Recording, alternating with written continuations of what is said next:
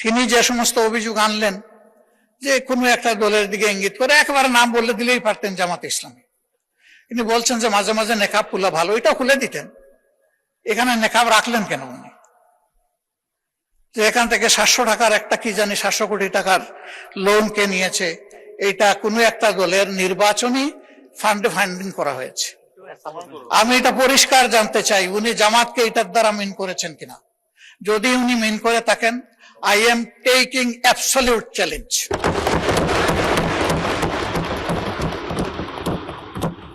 তিনি এটা প্রমাণ করতে পারলে আমি তাকে একটা মেডেল দিব পার্সোনালি। এরপরে কার ছেলে কার নাতি কোন কোম্পানি, শুধু ইসলামী ব্যাংক না, যে কোনো ব্যাংক থেকে চুরি ডাকাতি অসততার মাধ্যমে কিছু নিয়ে যদি আত্মসাৎ করে থাকে, তার ব্যাপারে অবশ্যই তদন্ত করে স্টার্ন অ্যাকশন দেশের বিদ্যমান আইনে নেওয়া উচিত। এটা আমি শফিকুর রহমান হলে আমাকেও যেন স্পেয়ার করা না হয়।